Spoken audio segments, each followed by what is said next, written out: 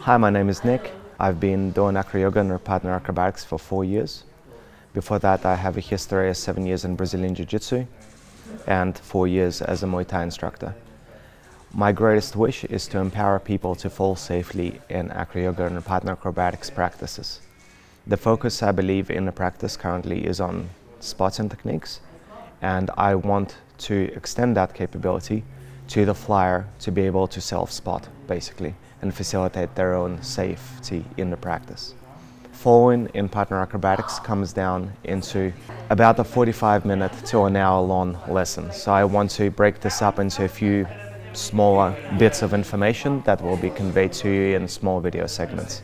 Before we practice anything, warm-up is important. So whatever warm-up you want, skipping, any mobility, obstacle course, whatever is your personal practice, with a strong emphasis on warming up our neck, our wrists and our ankles.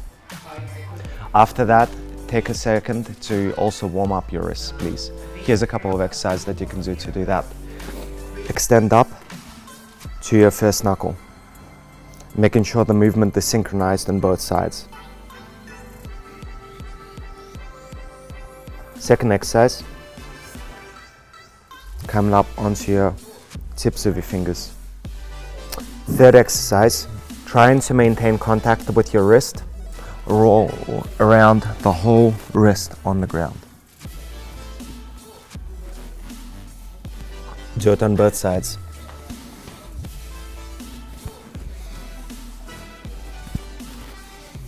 Here is a suggestion for a neck warm-up, which I believe is very important for anybody in the practice.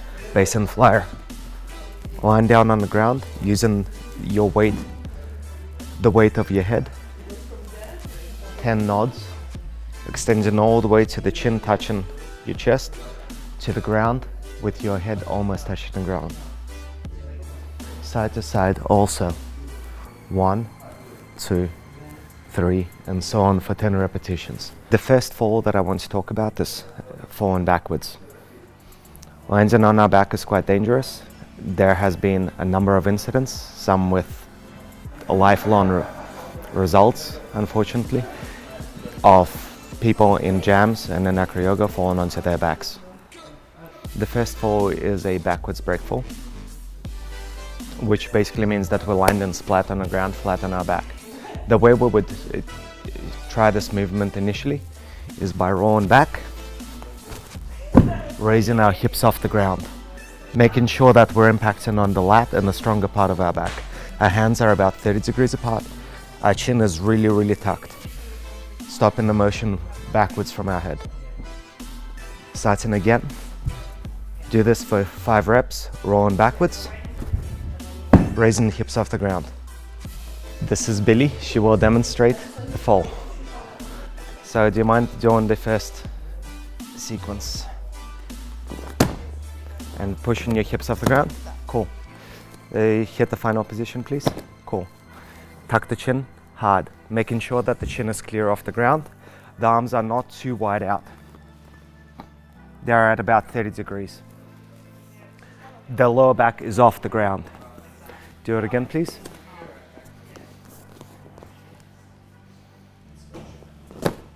Cool. Nice. If this is feeling comfortable, come up into a low crouch, so 90 degrees chair position, and don't roll back, fall. Impacting with the hands first. Nice. Something to note is that Billie is doing a great job. She's not bracing with her elbows first.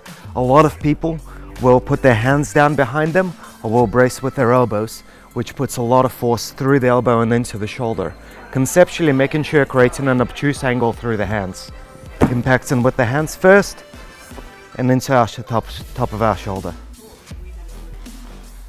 As you get better at this, you can do it from a higher position.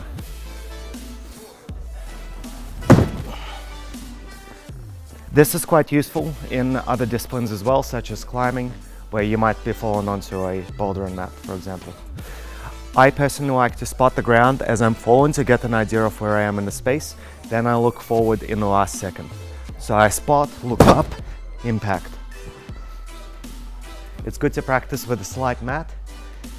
Even though it might not be there in real life, it does stop some bruising. Application to Acro.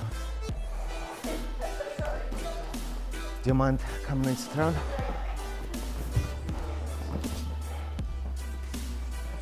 Sorry, 1 sec. Cool.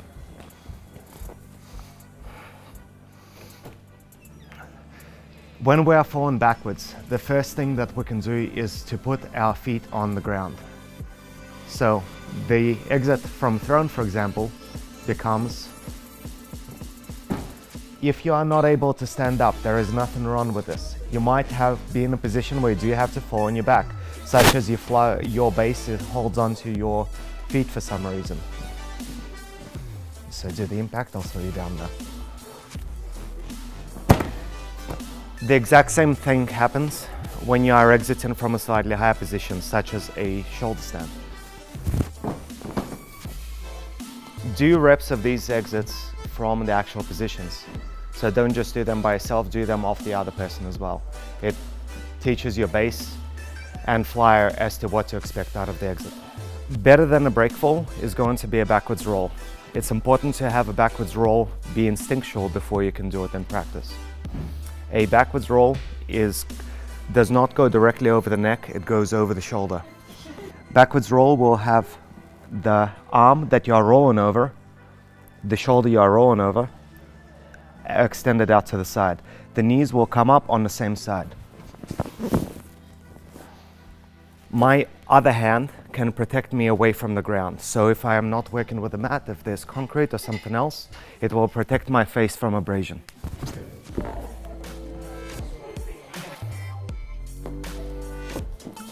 Cool. Something to be aware of is to not nod your head into the direction that you want to roll over. This is quite a common pitfall. Your head should be in the opposite, towards the opposite shoulder.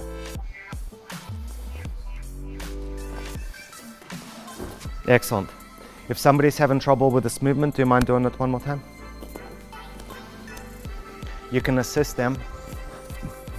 You can assist them by slowly guiding their hips up and over to get them into their general idea of the movement.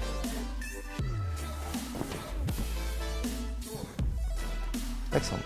If you are comfortable taking it from this level, the next step is going to be to do it from a higher surface. You do not need a base to practice this.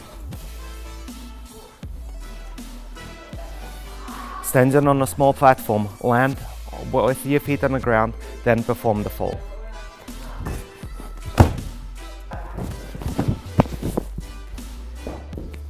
If you are teaching this, you can have a spotter standing on the side, making sure the person doesn't do anything irrational with the increased height.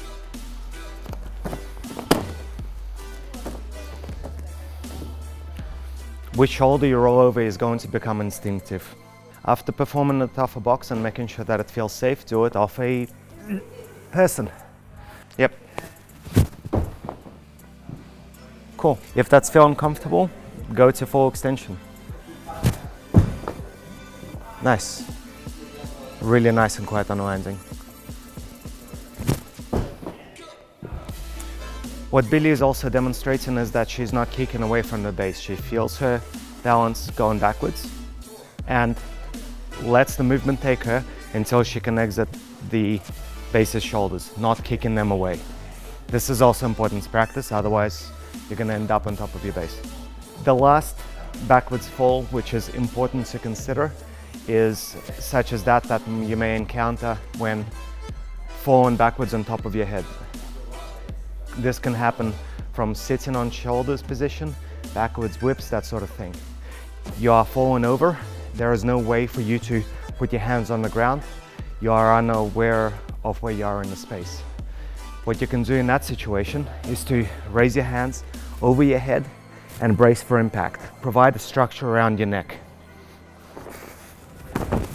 This is very dangerous to practice. You would want to be doing this with a heavily padded mat to experience it. I set up a box like this high, follow over backwards, create the structure over my head. So just like this? Yeah. Nice. That's the end of the segment for falling backwards. There's a lot to the practice, but please put it into your warm-ups, make it part of your muscle memory, and continue with your safe practice. You've come here for acro, you've come to the wrong place. That's it for falling backwards.